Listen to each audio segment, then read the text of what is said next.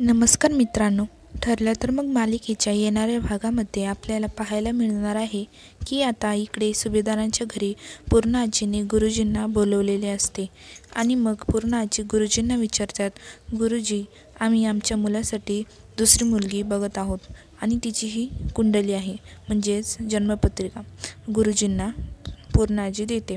मग गुरुजी म्हणतात, परंतु तुमच्या अर्जुनचं तर लग्न झालं आहे ना? तर तेव्हा कल्पना म्हणते, हो, पण त्या मुलीने आमचा विश्वासघात केला आहे.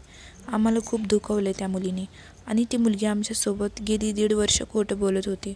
मग तेव्हा गुरुजी म्हणतात, आता कुठे आहे ती मुलगी? तेव्हा पूर्णा आजी म्हणते, आम्ही तिला तिचा हात धरून हाकलून दिले आहे. तेव्हा गुरुजी म्हणतात, तुमच्याकडून खूप मोठी चूक झाली आहे. तुम्ही असं करायला नको होतं. त्या मुलीचं एकदा ऐकून तरी घ्यायचं. तुम्ही कितीही म्हणा, पण आम्ही त्या मुलीला घरात नाही घेणार.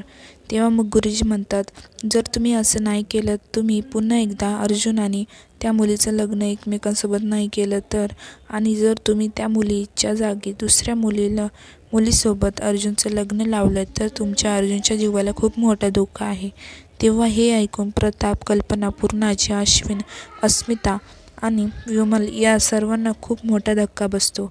तर मित्रांनो, पुढील येणाऱ्या भागामध्ये अर्जुन मधुभाऊंचं मन जिंकतो आणि मग मधुभाऊन स्वतःहून सायलीचा हात अर्जुनच्या हातात देतात. तेव्हा अर्जुन सायलीला घेऊन त्याच्या घरी येतो आणि मग तेव्हा कल्पना ओवाळणीचं ताट घेऊन उभी असते. मित्रांनो, तुम्हाला येणारा पुढील भाग संपूर्ण हवा असेल तर आमच्या चॅनलला आत्ताच सबस्क्राईब करा. थँक्यू.